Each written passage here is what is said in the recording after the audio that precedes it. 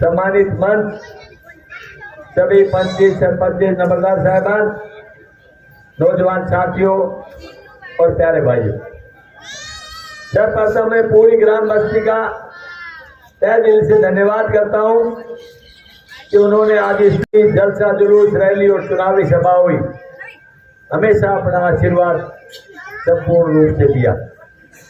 और आज फिर एक चुनावी सभा के अंदर हम सब एकत्रित हुए। आप सबको मालूम है कि आने वाली 5 साल बाद हर वर्ष चुनाव होते हैं और अब की बार भी इस 5 तारीख को चुनाव होने जा रहा। चुनाव अनेकों बार आए और चले गए, मंत्री मुख्यमंत्री बनते रहे, कुर्सियां बदलती रही, लेकिन आपने कभी नहीं देखा होगा जिस तरह का इस 10 सालों के अंदर आपने देखा, जिनकी कथनी और करनी में दिन रात का अंतर रहा।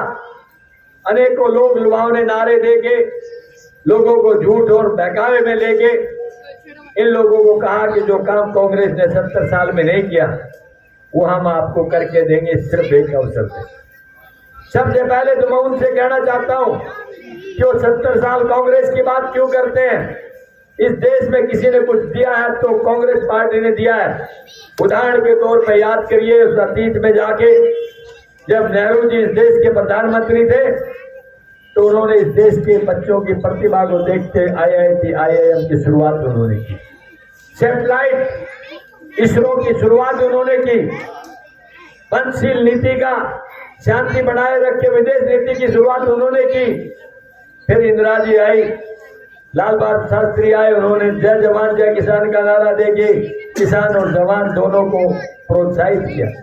इंदिरा जी ने कहा कि पाकिस्तानी हुक्मरानों या तो तुम एक हो जाओ, ठीक हो जाओ, वरना हम तुम्हें ऐसा सबक सिखाएंगे कि दुनिया का नक्शा पलट देंगे। अमेरिका की मुखालफत के बाद भी, 7वें बेड़े की धौंस और सबक देने के बाद भी उस महान नेता ने पाकिस्तान के 2 टुकड़े करके बांग्लादेश बना के दुनिया का नक्शा पलट दिया। उसके बाद एटम बम, ये बीजेपी के लोग कहते हैं कि हम लोगों ने क्या किया। एटम बम का ब्लास्ट पहला किसी ने किया तो स्वर्गीय इंदिरा जी ने किया, फिर राजीव जी आए, और आज ये जो क्रांति टीवी टेलीफोन और कैमरे की देख रहे हैं, उन्होंने 20वीं सदी में होते हुए 21वीं सदी की बात की और कंप्यूटर क्रांति लेकर के आए। और फिर उसके बाद आते हैं ऑटोमोबाइल। ऑटोमोबाइल के अंदर हिंदुस्तान में एम्बेसडर और फिएट के अलावा कोई कार नहीं बनती थी, और कोई बनती हो तो बताइए आप, लेकिन आज एम्बेसडर फिएट नाम की कोई गाड़ी नजर नहीं आती।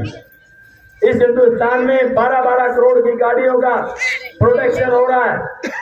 और फिर उसके बाद एक ऐसा व्यक्ति आया जो जमीन से जुड़ा हुआ था, जिसका बाप गरीबी के आलम में था, उसकी जेब में पैसा नहीं था, घर में लाइट नहीं थी, और उसने गली की लाइट में पढ़ करके एक ऐसा इतिहास बनाया जो दुनिया के लोग उदाहरण देते हैं।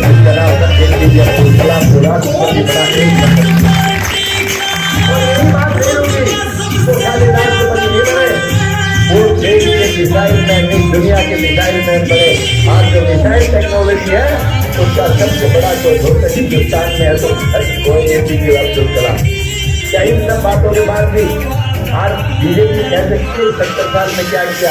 आप एक उपलब्धि बता रहे, ये जो रहा देश का, मैं ज्यादा प्रदेश की बात करता हूँ, इस क्षेत्र के अंदर विकास से लेकर के चंडीगढ़ तक के विकास की एक विश्वविद्यालय बताने जो उन्होंने बनाया हो, एक पावर प्लांट बनाने जो उन्होंने लगाया हो, एक पिलर मेट्रो का इससे लेकर पेड़ तक द्वारा इन्होंने बनाया हो, फिर वो कहते हैं डबल की सरकार। ये सब लोग आपको गुमराह करके उसके ऊपर एक नारे के ऊपर काम करते हैं, और वो है हिंदू मुस्लिम मंदिर और मस्जिद। आज तक सत्ता इसी पे हासिल करते रहे, और जहाँ हिंदू मुस्लिम नहीं चलता वह जाति पाति का जहर फैलाकर राज करने की बात की। इनके नेक इरादे नहीं थे, इनके तो इरादे ये थे कि 400 पार अगर हो जाए तो हम उसको संविधान को बदल दें। लेकिन मैं सबसे ज्यादा बड़ा श्रेय किसी को देता हूँ तो हमारे ऐसी समाज के भाइयों को देता हूँ जिन्होंने इस भावना को भापा और पिछले चुनाव के अंदर 400 से हटाकर 240 से हटाकर टिका दिया। दोस्तों, आज फिर एक समय आया जब आपको ये तय करना है कि हमें इस देश को और प्रदेश को किस तरह की दशा के अंदर लेके जाना है। कांग्रेस ने हमेशा वो काम कहा जो उन्होंने करके दिखाया। और दक्षिणी हरियाणा की बात तो मैं कहना चाहता हूँ, यहाँ तकरीबन दो तरह की भूमिका है। एक किसान की, क्योंकि हमारी छोटी किसानी है, 2 एकड़ 2.25 एकड़ से ज्यादा एक व्यक्ति की किसानी नहीं आती। उसी घर के अंदर एक जवान होता था। किसान की मेहनत करने के बाद एक मजदूर नहीं, एक बहादुर किसान सूखी धरती का सीना चीर कर अनाज पैदा करना जानता है, अपने पसीने से सींच कर भूखे का पेट भरना जानता है, लेकिन जब परिश्रम के बाद फसल बाजार में लेके जाता है तो उसको भाव नहीं मिल पाता। यही हालात जवान की है। हर 10वां जवान हरियाणा का है और आप उसे लाके पक्की फौज से कच्ची फौज अग्निवीर का नाम दे दिया। या 18 साल का बच्चा भर्ती होता है, 4 साल रह करके 22 साल में रिजेक्ट होके घर आ जाता है, उसका भविष्य अंधकार में है, उसको एक्स-सर्विसमैन का स्टेटस नहीं मिलता, उसको पेंशन नहीं मिलती और आने वाले समय के अंदर उसके एडजस्टमेंट के लिए कोई सिक्योरिटी नहीं मिलती। और भगवान न करे उन 4 सालों में अगर किसी तरह की देश के लिए लड़ते हुए शहीद हो जाता है तो शहीद का दर्जा नहीं मिलता। क्या इसी अच्छे दिन के लिए हमने काम ना की थी? क्या यही दिन थे जिनके लिए देखना था कि बेरोजगारी 1 नंबर, महंगाई 1 नंबर, कानून व्यवस्था बिगड़ी हुई। इसमें 5 दिन पहले एक हमारी महिला को सरेआम गोली मार के मैथड में हत्या कर दी गई। क्या आपने इससे पहले भी कभी सुना था? जब इन सब बातों को देख करके भी आपका दिल इस पे विचार नहीं करेगा तो मैं समझता हूँ हम अपने हक और अधिकार से दूर चले जाएंगे। सबको पता है कि आज हरियाणा के अंदर एक तरफा नांदी चल रही है कि कांग्रेस की सरकार बनने जा रही है और उस कांग्रेस की सरकार में आप अपना हिस्सा लेना चाहते हैं तो आपको लड़ाई उससे भी फालतू लड़नी पड़ेगी। बहुत पिछड़ चुके हैं हम। 10 साल के अंदर एक ईंट नहीं लगी। 10 साल पहले के जो किए हुए कार्य थे उनकी आज तक मेंटेनेंस नहीं हो पाई। क्या इसी अच्छे दिन की इंतजार कर रहे हैं? मैं ज्यादा कुछ नहीं कहूंगा, लेकिन कुछ बातें ऐसी हैं जो हम कराना चाहते हैं, कुछ बातें ऐसी हैं जो कांग्रेस अपने घोषणा पत्र में बताना चाहती है। हम कराना चाहते हैं कि मेडिकल कॉलेज हमारा प्रस्तावित था यूनिवर्सिटी के अंदर, वो हमें दिया जाए। हम कराना चाहते हैं कि हमारा महेंद्रगढ़ का रिंग रोड जो प्रस्तावित था दिया जाए। हम चाहते हैं कि IMT खुडाना के अंदर ताकि हमारे साथियों को जो रोजगार सरकारी ना मिले तो प्राइवेट बड़ी इंडस्ट्री आ जाए, जैसे मारुति ने गुड़गांव का भाग्य बदला है, हमारा भी भाग्य बदले और इस तरह की बिल्डिंगों के अंदर लाखों रुपए किराया आम आदमी को मिले। हम चाहते हैं कि अग्निवीर खत्म करके दोबारा से फौज की भर्ती हो ताकि हमारे जवानों को फिर वही नौकरी मिल जाए। और हम ये चाहते हैं कि 2 लाख पोस्ट खाली पड़ी हुई है, सरकार बदले और तुरंत प्रभाव से उसकी भर्ती की प्रक्रिया चालू की जाए। और भाई लास्ट में एक और चीज चाहते हैं जो पिछले कई दिनों से मांग चल रही है कि हम जिले का नाम महेंद्रगढ़ हेडक्वार्टर है नारनौल। शायद हिंदुस्तान में दूसरा स्थान है जहाँ इस तरह की घटना है। तो भाई हम एक बात चाहते हैं सरकार से, आने वाले समय में प्रयास भी करेंगे कि नारनौल और महेंद्रगढ़, नारनौल हमारा बड़ा भाई है, हम ये कहेंगे एक जिला नारनौल बने, एक हमारा महेंद्रगढ़ रहे ताकि तुम्हारी अपनी अलग से एक पहचान बने।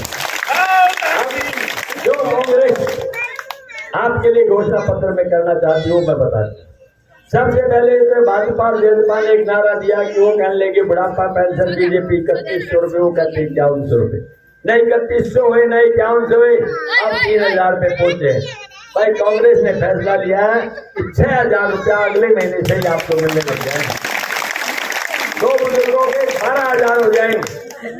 और दूसरा, हमारी माँ और बहन सुबह जब चूल्हा जलाती है तो गैस याद आती है। जब 400 रुपए का सिलेंडर था तो ये लोग कपड़े उतार के प्रदर्शन करते थे मनमोहन सिंह जी के टाइम पे, ये देखो मार दिया महंगाई। आज 1100 का सिलेंडर हो गया तो बोलते नहीं। कांग्रेस ने फैसला लिया है कि हम 500 रुपए में आपको सिलेंडर देके जाएंगे। फिर हमारे सारे भाइयों को 300 यूनिट बिजली की फ्री देंगे और उसके बाद जो BPL परिवार के लोग हैं उनको 100 गज, क्योंकि हमने ही पहले दिए थे, उनको वापस 100 गज देंगे और 100 गज के अंदर खाली प्लॉट नहीं देंगे, उनके 2 कमरे, एक रसोई और एक बाथरूम बना करके देंगे। हेल्थ का हर आदमी को कहते हैं पहला सुख निरोगी काया। आदमी स्वस्थ रहे तो ही आगे जीवन चलता है। चाहे अरबपति खरबपति अगर शरीर में थोड़ी सी भी कहीं विकार है तो वो कहता है आग लगाओ इस पैसे को, मुझे तो चैन दे दो।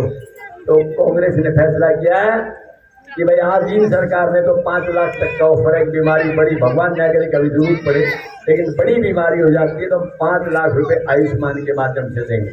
हमने फैसला किया कि 5 लाख से कुछ नहीं बनता, अच्छे हॉस्पिटल में 15-20 लाख रुपए लगते हैं, तो भाई 25 लाख रुपए उस भाई को मिलेंगे, इसमें कोई दो है। और अब भाई जो हमारी बहन विधवा हो चुकी है उसको 6,000 रुपये पेंशन मिलेगी, जो अपंग है मेरा भाई उसको 6,000 रुपये मिलेगी, और एक हमारी 18 साल से बड़ी बहन और 40 साल तक की कोई भी महिला है उसको 2,000 रुपये, उसकी अगर कहीं सर्विस नहीं है तो 2,000 रुपये उसको अपने घर खर्च के लिए मिलेंगे। ऐसी अनेकों संकल्प है जिनमें आप पढ़ेंगे तो आपको पता लग जाएगा। मुझे पूरा भरोसा है इस तराजू में तोलेंगे, इधर कांग्रेस इधर भाजपा, तो निश्चित तौर पर वजन कांग्रेस का मिलेगा। और आने वाली 5 तारीख को सारे भाई हाथ पर बटन दबा के 2 नंबर पे निशान है आपका, दबादब भर देंगे, पहले भी भरते रहे, अब की बार और ऊपर तक भर देंगे, ऐसी मैं आशा और अपेक्षा करता हूँ। दूसरी बात और, ये दी हुई मान सम्मान की पगड़ी, मैं इसके लिए आपको विश्वास दिलाता हूँ कि आपके लिए मान सम्मान को ऊंचा करके रखूंगा। लेकिन एक आशा और विश्वास के साथ आपसे भी आश्वासन चाहता हूँ कि समाज के अंदर नेता एक दिन में नहीं बनता, नेता को बनाने में 10 को लग जाते हैं। आपको ये बात ध्यान करनी है कि आपके मान सम्मान की पगड़ी किस तरह से ऊंची रह सकती है, उसकी गरिमा को आपने बचाना है। आप बचाएंगे? बचाएंगे? हाथ ऊपर करके बता दो एक बार। दूसरी बात, बहुत से भाइयों कहते हैं पर हमारी गिनती कौन करेगा? भैया गिनती मैं करूंगा। समाज की ओर से सम्मानित कर रहे हैं। इसी कड़ी को आगे बढ़ाते हुए ब्राह्मण समाज की ओर से शर्मा जी, सोराम जी और मातूराम शर्मा जी दोनों शर्मा है कि वो भी आए, समय को ध्यान में रखते हुए ब्राह्मण समाज की ओर से आप कोई बात हो आधी रात को बताओ, मैं आपकी सेवा में हूँ, आपका आशीर्वाद मेरे साथ रहा। मैं एक भाई और बहन की भावनाओं को भी पहचानता हूँ, समस्याओं को भी पहचानता हूँ, प्रयास पूरा करूंगा कि आपको निराश नहीं लौटने दूंगा, ही मैं आपको विश्वास दिलाता हूँ। इन शब्दों के साथ जिन भाइयों ने आज कांग्रेस भी ज्वाइन करी है, जिन्होंने पगड़ी पहनाई है, छत्तीस बरादरी का मैं दिल गहराई से धन्यवाद करता हूँ। जिन्होंने वजन से सेवों से भी तोला है उन सबका भी धन्यवाद। और अमीर लाल जी भाई रिश्तेदार है, उन्होंने भी यहाँ आकर के मान सम्मान दिया है, उनका भी धन्यवाद। आप सबका बहुत बहुत धन्यवाद। जय हिंद। क्योंकि हमारे कई गाँव का प्रोग्राम है, हम आपसे इजाजत देंगे। जय हिंद, नमस्कार।